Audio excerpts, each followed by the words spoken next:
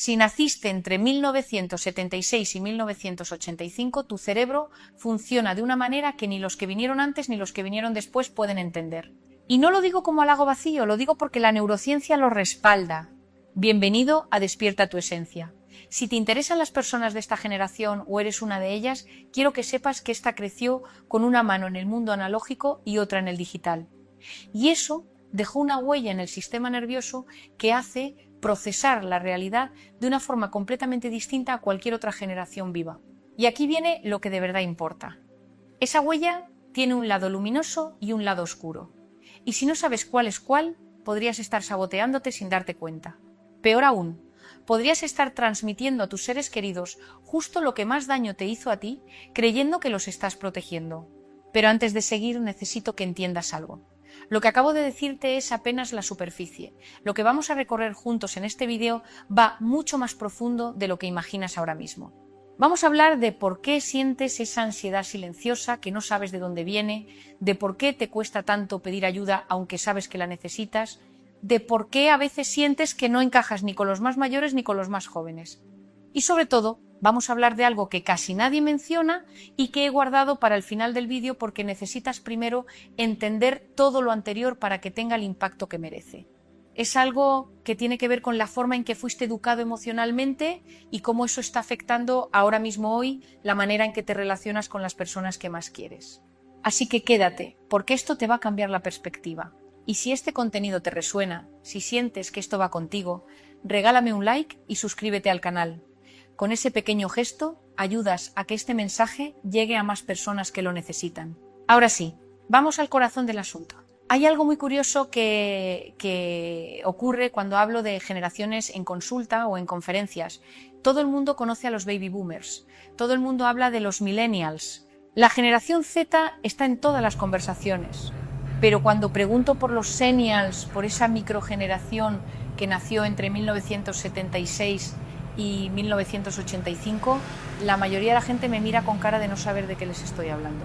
Y sin embargo, cuando empiezo a describir las características de este grupo, las personas que pertenecen a él sienten algo muy poderoso.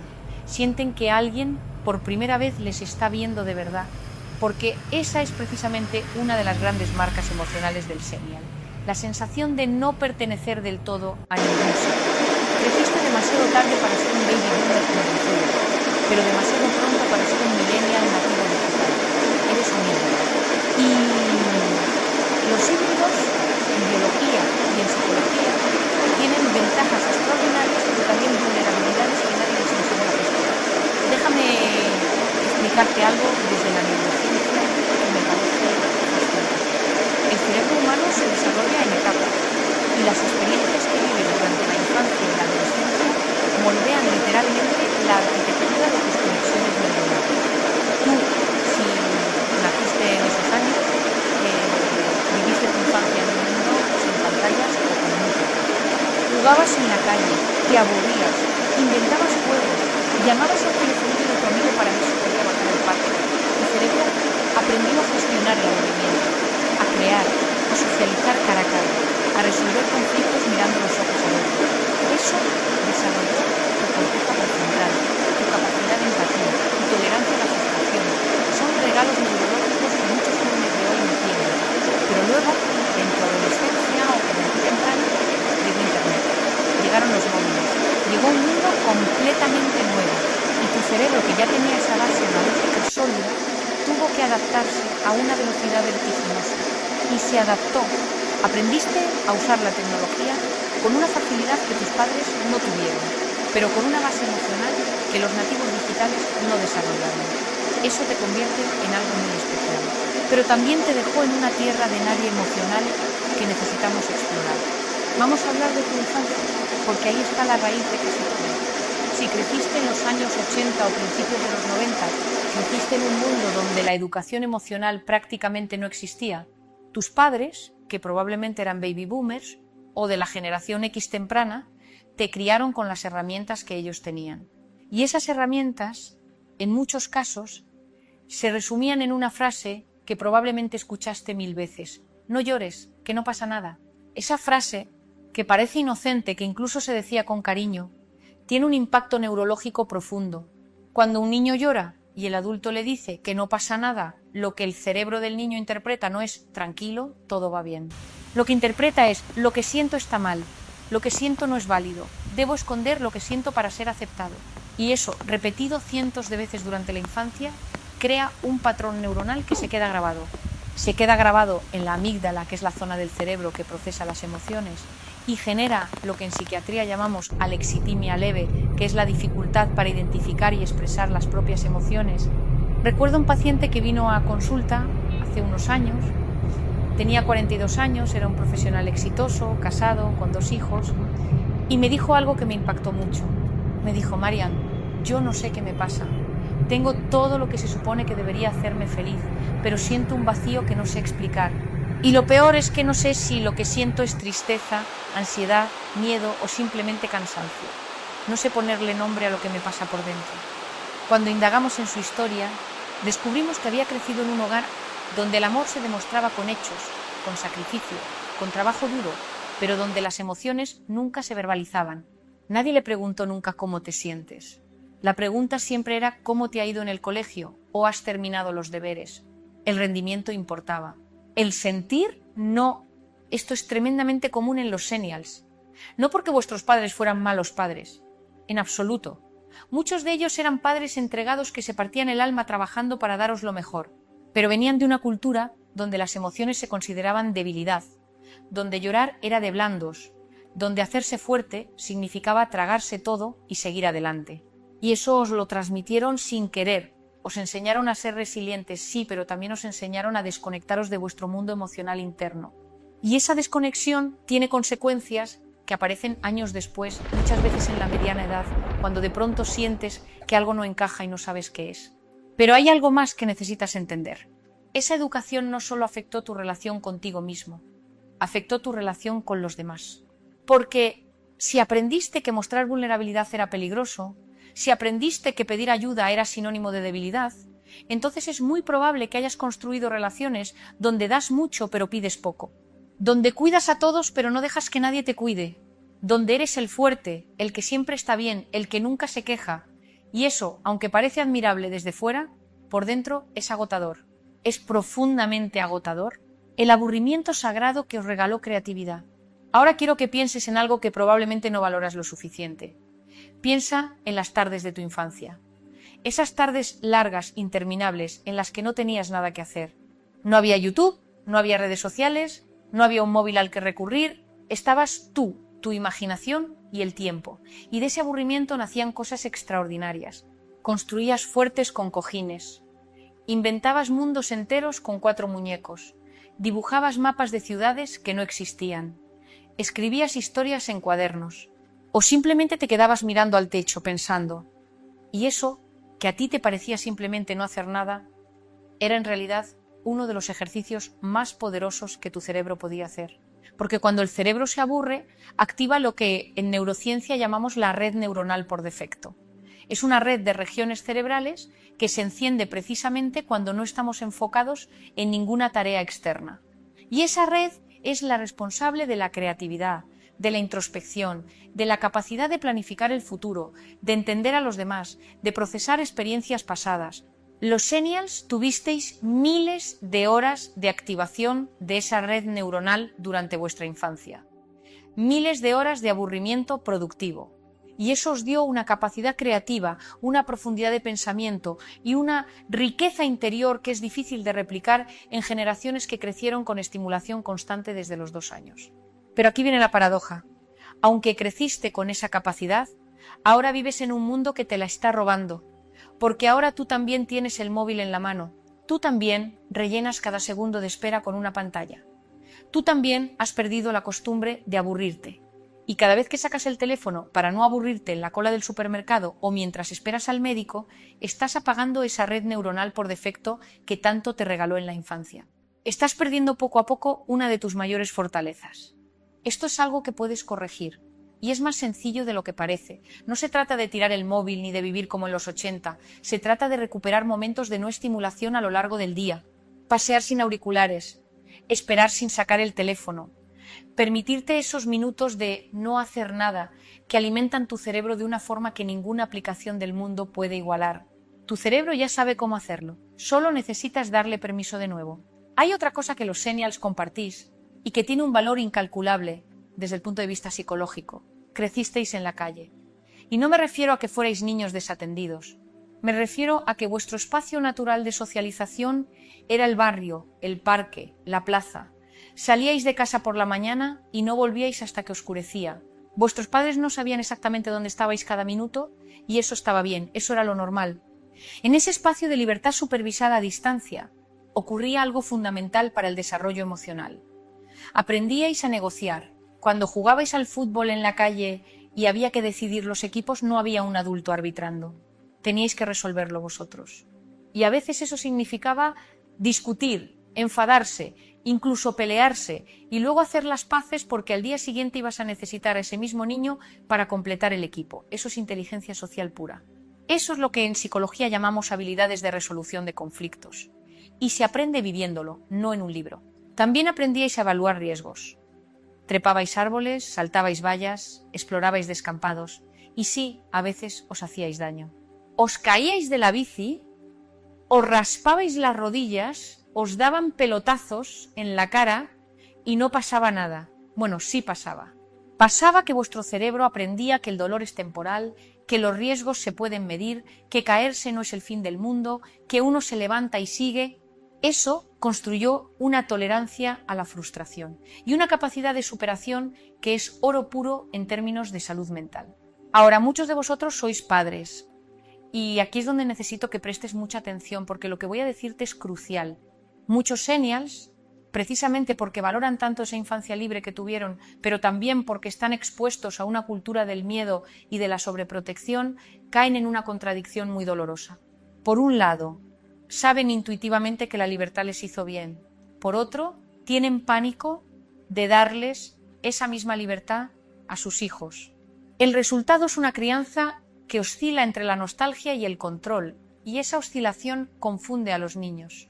Lo que puedes hacer es recuperar el espíritu de aquella educación, sin replicar literalmente las circunstancias. No necesitas que tu hijo salga solo a la calle a los 7 años como hacías tú.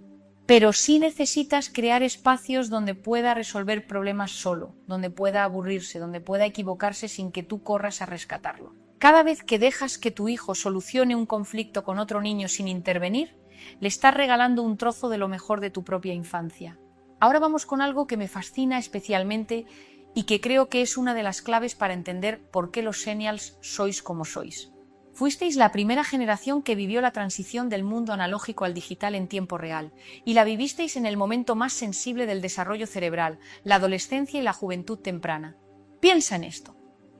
Probablemente recuerdas un mundo sin Internet.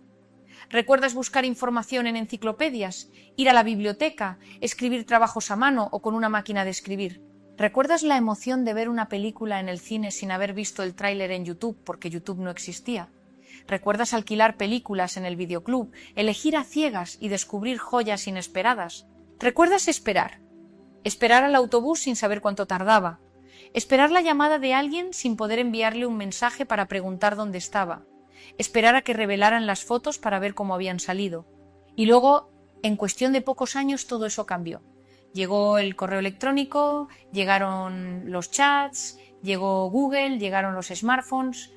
Y tu cerebro, que estaba en plena fase de consolidación de hábitos y patrones, tuvo que recablearse para adaptarse a un mundo radicalmente distinto.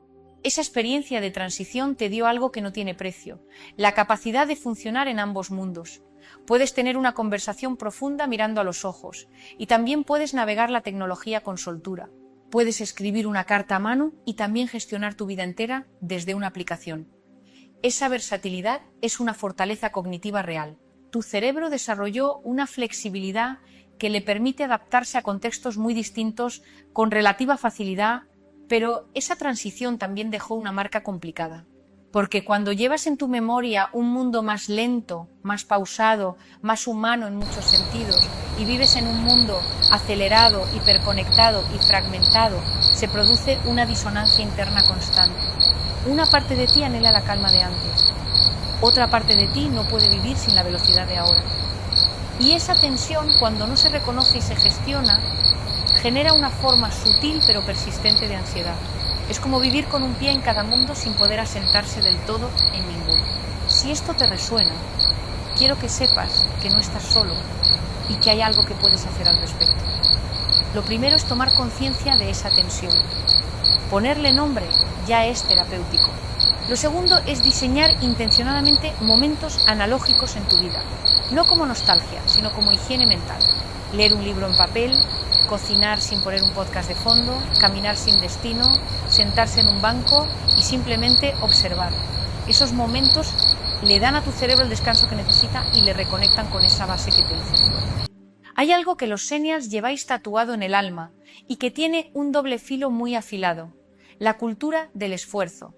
Crecisteis escuchando que con trabajo duro se podía lograr cualquier cosa, que estudiar era el camino seguro hacia una buena vida, que la constancia y la disciplina eran los pilares del éxito. Y en gran medida eso es verdad. Esos valores os han llevado lejos. Muchos de vosotros sois profesionales competentes, personas responsables, ciudadanos comprometidos. Esa cultura del esfuerzo os dio estructura, os dio dirección, os dio un sentido de propósito. Pero el lado oscuro de esa cultura es el perfeccionismo. Porque cuando te enseñan que el valor de una persona está en lo que logra, internalizas algo peligroso, la idea de que no eres suficiente como eres, sino que tu valor depende de lo que produces, de lo que consigues, de lo bien que lo haces. Y eso genera un motor interno que nunca se apaga. Un motor que te empuja a hacer más, a ser más, a dar más, pero que nunca te dice que lo que ya has hecho es suficiente. En consulta veo esto constantemente. Xennials agotados que no se dan permiso para descansar, que sienten culpa cuando no están siendo productivos, que no pueden disfrutar de un domingo en el sofá sin sentir que están desperdiciando el tiempo, que se exigen en el trabajo, en la pareja, en la crianza, en el deporte, en la alimentación, en todo, y que viven con una sensación permanente de no llegar, de no dar la talla, de estar siempre un paso por detrás de donde deberían estar. Esto tiene un coste biológico enorme. Cuando vives en modo perfeccionista crónico, tu cuerpo mantiene niveles elevados de cortisol, la hormona del estrés, y el cortisol, cuando está alto de forma sostenida, hace estragos, afecta la memoria, porque daña el hipocampo, debilita el sistema inmunitario, altera el sueño, favorece la inflamación crónica, afecta al estado de ánimo. Es decir, esa cultura del esfuerzo que te hizo fuerte, si no la modulas, si no la equilibras con autocompasión y descanso, puede acabar enfermándote literalmente. ¿Qué puedes hacer? Algo que suena simple, pero es revolucionario cuando se practica de verdad. Aprender a diferenciar entre exigencia sana y autoexigencia tóxica. La exigencia sana te dice, puedo mejorar, voy a intentarlo. La autoexigencia tóxica te dice, si no soy perfecto, no valgo. La primera te impulsa, la segunda te destruye. Presta atención a tu diálogo interno. Cuando cometas un error, observa qué te dices a ti mismo. ¿Te hablas como le hablarías a un amigo o te hablas como el peor de los jefes? Ese cambio en el diálogo interno, pasar de la autocrítica a la esperar a la experiencia compasiva, transforma la química de tu cerebro. Baja el cortisol, sube la oxidación. Es así de directo. Otra característica muy marcada de los Xennials que veo en consulta es una lealtad profunda hacia los vínculos. Sois personas que os comprometéis con las relaciones, que valoráis la amistad de largo recorrido, que mantenéis lazos con personas que conocisteis hace décadas. Eso es hermoso. En un mundo donde las relaciones son cada vez más líquidas, más superficiales, más descartables, vuestra capacidad de compromiso relacional es un tesoro. Pero esa lealtad, cuando se lleva al extremo, se convierte en algo nuevo. Se convierte en la incapacidad de poner límites. Se convierte en quedarte en relaciones que te hacen daño porque lleváis muchos años o porque es familia que no quiere hacer daño. Se convierte en decir que sí cuando tu cuerpo te grita que no. Se convierte en cargar con responsabilidades emocionales que no te corresponden, porque aprendiste que ser buena persona significa estar siempre disponible para los demás. Recuerdo a una mujer que vino a verme, tenía 39 años y llevaba toda su vida adulta cuidando de sus padres, de sus hermanos, de sus amigas, de su pareja, de sus hijos. Todos acudían a ella cuando tenían un problema.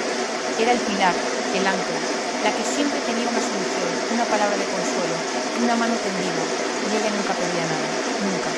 Cuando le pregunté cuándo fue la última vez que alguien le preguntó ¿y tú cómo estás?, se quedó en silencio mucho rato, y cuando habló lo hizo llorando. Dijo que no lo recordaba. Ese patrón, el de dar sin límites y no pedir nunca, no es generoso. Es una estrategia de supervivencia emocional que aprendiste de niño. Aprendiste que si eras útil, si eras indispensable, si cuidabas de los demás, entonces te querían, entonces pertenecías, entonces estabas a salvo. Pero el precio de esa estrategia es el agotamiento emocional y la pérdida de identidad. Porque cuando llevas toda la vida definiéndote por lo que das a los demás, llega un momento en que no sabes quién eres cuando no estás dando. Poner límites no es ser egoísta. Esta es una frase que necesitas grabar en tu mente. Poner límites es la forma más honesta y madura de amar. Cuando dices que no a algo que te daña, estás diciendo que sí a tu salud, a tu bienestar, a tu capacidad de seguir presente para las personas que de verdad importan.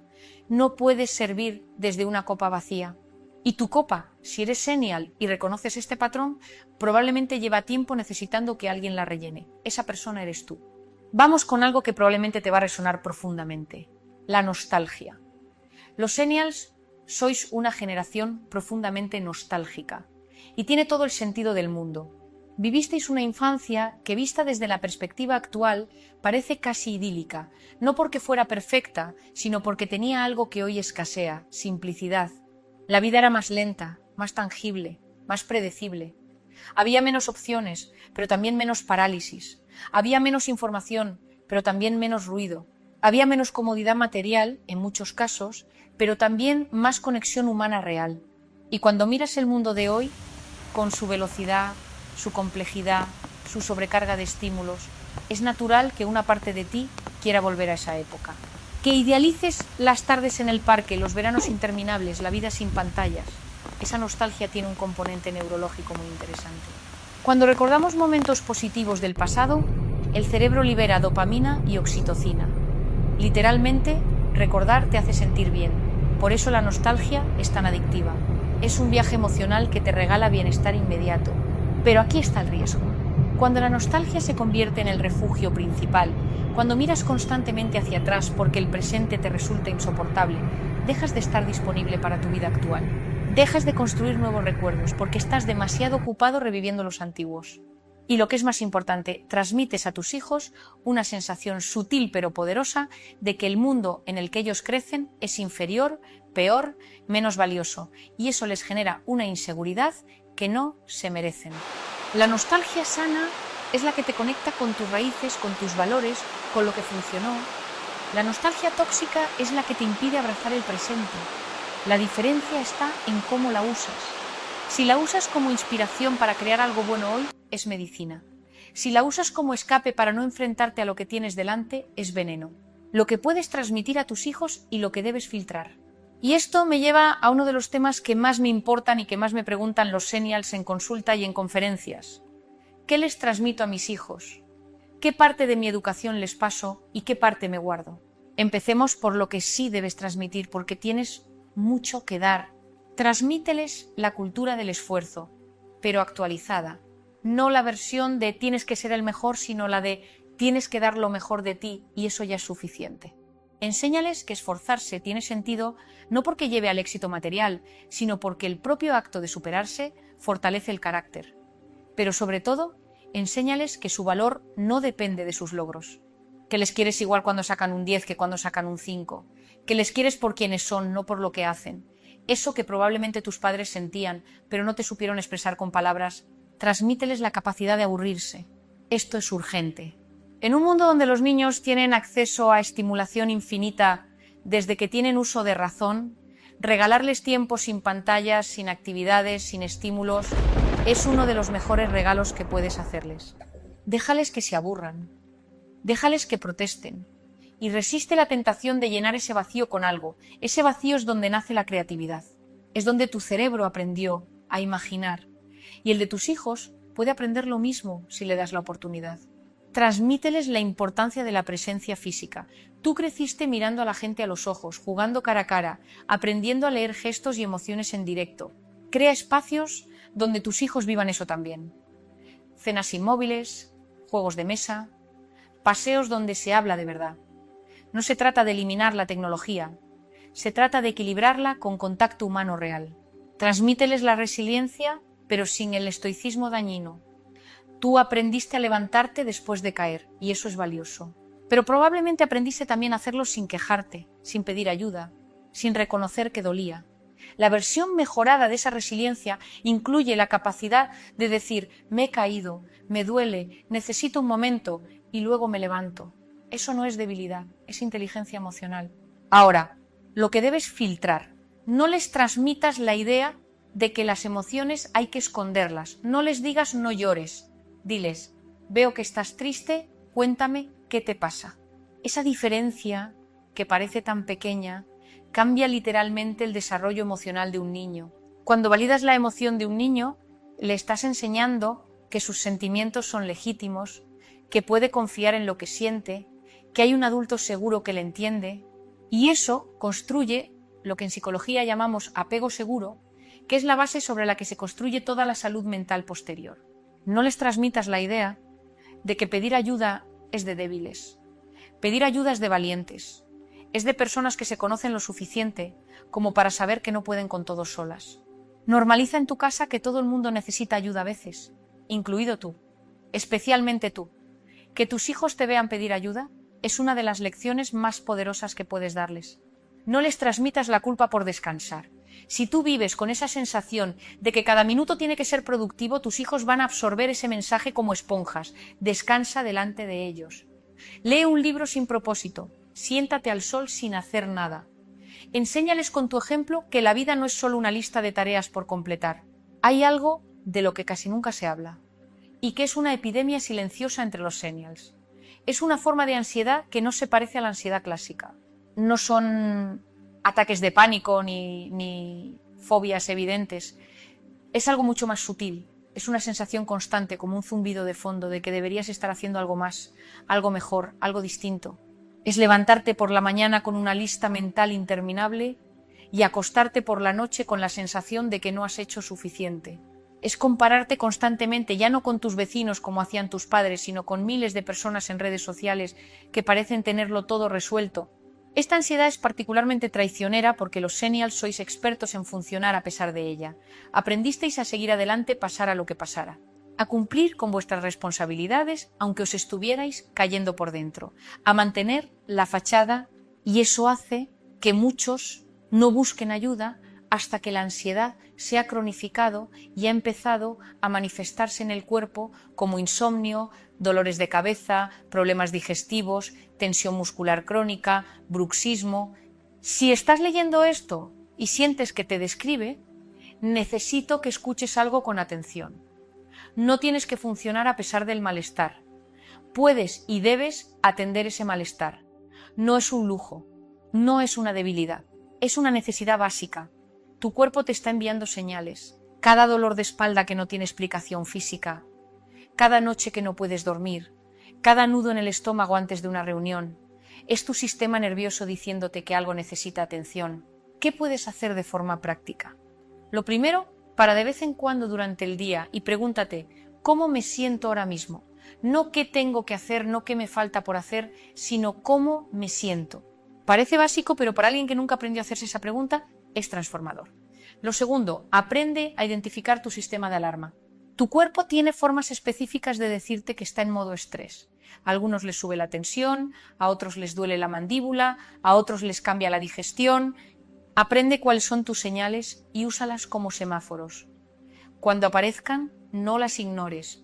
Para, respira y atiende lo que necesitas atender. Quiero dedicar un momento a hablar sobre las relaciones de pareja, porque aquí también hay patrones muy específicos de esta generación que merece la pena entender. Los senials crecisteis con un modelo de pareja que era bastante claro, el de vuestros padres. En muchos casos era un modelo donde los roles estaban definidos, donde la estabilidad era el objetivo principal, donde lo que pasa en casa se queda en casa. Pero luego entrasteis en la edad adulta en un mundo donde ese modelo se estaba desmoronando. Las relaciones se hicieron más flexibles, más igualitarias, más complejas. Las aplicaciones de citas cambiaron las reglas del juego. La idea de para toda la vida empezó a cuestionarse. Y vosotros, con un pie en el modelo antiguo y otro en el nuevo, tuvisteis que inventar vuestra propia forma de relacionaros. Muchos senials tienen relaciones que combinan elementos de ambos mundos. Valoran la estabilidad y el compromiso como sus padres, pero también buscan crecimiento personal, conexión emocional profunda y autenticidad. Y esa combinación, cuando funciona, genera relaciones extraordinariamente ricas. Pero cuando hay conflicto entre ambos valores, genera un sufrimiento enorme. Porque la parte que aprendió de tus padres te dice: aguanta, sé leal, no te rindas. Y la parte que aprendiste del mundo nuevo te dice: no te conformes, mereces más, no te quedes donde no eres feliz. Y encontrar el equilibrio entre esas dos voces es uno de los grandes desafíos emocionales de tu generación. Lo que puedo decirte desde la psiquiatría es que una relación sana no es la que nunca tiene conflictos, es la que tiene las herramientas para gestionarlos.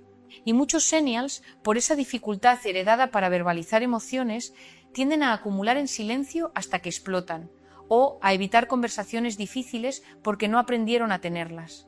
Si reconoces esto en tu relación, la buena noticia es que se puede aprender a cualquier edad. Aprender a comunicar lo que sientes sin atacar, a escuchar sin ponerte a la defensiva, a pedir lo que necesitas sin sentir que estás siendo una carga. Esas habilidades no son innatas, se entrenan. Y entrenarlas transforma las relaciones de formas que no imaginas. Llegamos a algo que está ocurriendo ahora mismo en muchos Xennials y que es profundamente importante: la crisis de sentido. Muchos de vosotros estáis en un momento de la vida donde habéis logrado buena parte de lo que os propusisteis. Tenéis la carrera, el trabajo, la casa, la pareja, los hijos. Habéis marcado las casillas que la sociedad os dijo que marcarais. Y sin embargo hay una pregunta que empieza a sonar cada vez más fuerte. ¿Esto es todo? No es una pregunta egoísta. No es una pregunta de desagradecido. Es la pregunta más importante que puede hacerse un ser humano en la mitad de su vida. Porque cuando los logros externos dejan de llenar, cuando la dopamina del siguiente ascenso o el siguiente proyecto ya no genera la satisfacción que generaba antes, el cerebro te está pidiendo algo distinto, te está pidiendo sentido, no éxito, sentido, no acumulación, propósito, no más, sino mejor. Viktor Frankl, el psiquiatra que sobrevivió a los campos de concentración, explicó algo que me parece fundamental. La principal motivación del ser humano no es la búsqueda del placer ni la evitación del dolor. Es la búsqueda de sentido. Cuando tienes un para qué, puedes soportar casi cualquier cómo. Y muchos Xennials crecieron con un cómo muy claro: estudia, trabaja, esfuérzate, pero sin un para qué profundo más allá de salir adelante o tener una buena vida. Si estás en ese punto, si sientes esa inquietud que no sabes nombrar, quiero que sepas que no es una crisis, es una oportunidad. Es tu cerebro diciéndote que estás preparado para una fase nueva. Una fase donde ya no se trata de construir desde fuera, sino desde dentro, donde las preguntas cambian de ¿qué quiero conseguir?, a quién quiero ser y qué huella quiero dejar. Esa transición es incómoda, pero es una de las más valiosas que vivirás. Para navegarla, te sugiero algo que suelo recomendar en consulta. Escríbete una carta a ti mismo desde el final de tu vida. Imagínate con 90 años, mirando hacia atrás. ¿Qué te gustaría poder decir? ¿De qué te gustaría sentirte orgulloso? ¿Qué relaciones te gustaría haber cuidado? ¿Qué experiencias te gustaría haber vivido? Esa carta, que puedes escribir en 20 minutos, tiene el poder de reordenar tus prioridades de una forma que meses de reflexión a veces no consiguen. Hay un conflicto que los Xennials vivís de una forma única y que quiero abordar porque tiene implicaciones enormes para vuestra salud mental y la de vuestros hijos. Es vuestra relación con la tecnología. Como ya hemos dicho, crecisteis sin ella y ahora vivís inmersos en ella. Eso os da una perspectiva privilegiada. Podéis comparar el antes y el después como ninguna otra generación. Pero también os genera un conflicto constante. Sabéis, porque lo sentís en los huesos, que la sobreexposición a pantallas está haciendo algo en vuestro cerebro y en el de vuestros hijos. Notáis que vuestra capacidad de atención ha disminuido. Notáis que os cuesta más leer un libro entero, que saltáis de una cosa a otra, que necesitáis estimulación constante. Y cuando veis a vuestros hijos pegados a una tablet, sentís esa alarma interna que os dice esto no está bien. Pero al mismo tiempo les dais la tablet para poder tener un momento de paz. O les dejáis el móvil porque todos sus amigos lo tienen y no queréis que sean los raros. Y esa contradicción genera culpa, una culpa sorda que se suma a todas las demás. Lo que la neurociencia nos dice es clarísimo. El uso excesivo de pantallas durante la infancia y la adolescencia afecta al desarrollo de la corteza prefrontal, que es la zona responsable del control de impulsos, la planificación, la toma de decisiones y la regulación emocional. También afecta al sistema de recompensa, haciendo que el cerebro necesite niveles cada vez más altos de estimulación para sentir satisfacción. Y sabemos que hay una correlación preocupante entre el tiempo de pantalla y las tasas de ansiedad y depresión en jóvenes. Pero también sabemos que demonizar la tecnología no funciona. Tus hijos viven en un mundo digital y necesitan saber moverse en él. La clave no es prohibir, es enseñar. Enseñarles a usar la tecnología como herramienta y no como refugio. Enseñarles a distinguir entre consumo activo, donde crean, aprenden, investigan, y consumo pasivo, donde simplemente absorben contenido sin filtro. Enseñarles, con tu ejemplo, que se puede vivir sin el teléfono durante horas y que el mundo no se acaba. Y aquí viene algo que es difícil de escuchar, pero necesario. No puedes pedirle a tu hijo que deje el móvil si tú estás pegado al tuyo durante la cena. No puedes decirle que lea un libro si nunca te ve leer. Los niños no aprenden de lo que les dices, aprenden de lo que les muestras. Así que el primer paso para mejorar la relación de tus hijos con la tecnología es mejorar la tuya propia. Y eso empieza con decisiones pequeñas y concretas. Dejar el teléfono fuera del dormitorio. No mirarlo en la primera hora del día. Tener momentos familiares sin dispositivos. Son acciones simples, pero cuando se mantienen en el tiempo, cambian la dinámica de una familia entera. Llegamos a algo que quiero que entiendas porque es quizá la idea más importante de todo lo que hemos hablado y que he guardado deliberadamente para esta parte avanzada del vídeo. Los Xennials tenéis un superpoder que ninguna otra generación posee exactamente de la misma manera, y ese superpoder es la capacidad de ser puente. Podéis hablar el idioma de vuestros padres y el de vuestros hijos. Entendéis el mundo de los baby boomers porque crecisteis en él. Entendéis el mundo digital porque lo adoptasteis con soltura. Podéis sentaros con una persona de 70 años y tener una conversación profunda y significativa, y podéis sentaros con un adolescente y no perder el hilo. Esa capacidad de traducción entre mundos es extraordinariamente valiosa en un momento histórico donde las generaciones están más desconectadas que nunca. En las familias, sois los que podéis mediar entre abuelos que no entienden por qué el nieto está todo el día con el teléfono y nietos que no entienden por qué el abuelo no usa WhatsApp. En el trabajo, sois los que podéis tender puentes entre la experiencia de los mayores y la innovación de los jóvenes. En la sociedad, sois los que podéis recordar lo que funcionaba del mundo antiguo y adaptarlo a las necesidades del mundo nuevo. Pero para ejercer ese papel de puente necesitáis, primero, estar bien vosotros. No podéis ser puente si estáis rotos por la mitad. No podéis conectar mundos si estáis desconectados de vosotros mismos.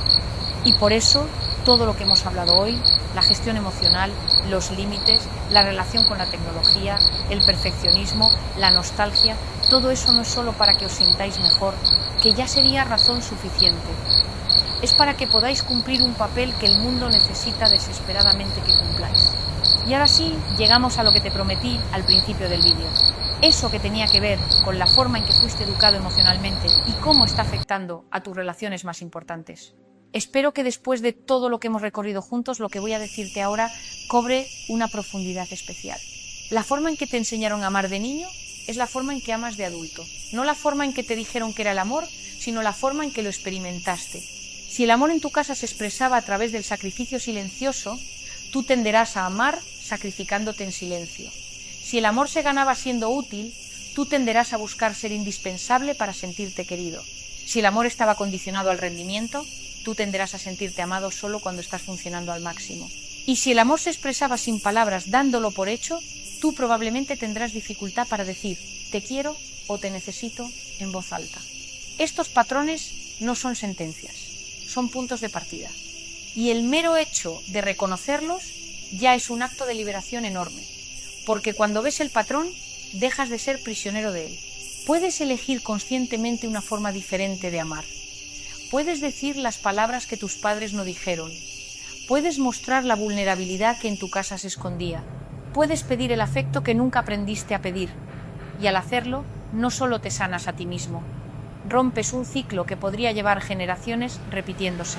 Cada vez que le dices a tu hijo, estoy orgulloso de ti, sin que haya sacado un sobresaliente, estás rompiendo el ciclo. Cada vez que le dices a tu pareja, hoy necesito que me abraces, en vez de encerrarte en el silencio, estás rompiendo el ciclo. Cada vez que lloras delante de alguien que te importa y no te disculpas por ello, estás rompiendo el ciclo. Y eso, romper esos ciclos, es quizá el acto de amor más valiente y transformador que puedes realizar en tu vida. Los Xennials tenéis la oportunidad histórica de ser la generación bisagra, la que recibió una educación emocional incompleta y decide conscientemente completarla para transmitirla mejorada. No perfecta, porque la perfección no existe, y ya hemos hablado de lo peligroso que es perseguirla, pero sí más consciente, más completa, más humana. Si has llegado hasta aquí, quiero que sepas que este vídeo no ha sido casualidad. Si algo de lo que has escuchado te ha removido por dentro, si has sentido que alguien estaba poniendo palabras a cosas que llevabas tiempo sintiendo sin saber cómo expresar, es porque estás en un momento de tu vida donde estás listo para hacer cambios. No cambios enormes, ni dramáticos. Cambios pequeños, conscientes, sostenidos. Preguntarte cómo te sientes en vez de qué tienes que hacer. Poner un límite donde antes ponías una sonrisa forzada. Dejar el móvil durante 1 hora y sentarte a estar contigo mismo. Decirle a alguien que quieres algo que nunca le has dicho. Dejar que tus hijos vean que también te cansas, que también tienes miedo, que también necesitas ayuda. Esos pequeños actos de honestidad emocional son los que transforman vidas. Y si este contenido te ha aportado algo, si crees que puede ayudar a alguien más, necesito pedirte algo importante. Compártelo. Suscríbete a este canal para que sigamos construyendo esta comunidad de personas que quieren entenderse mejor.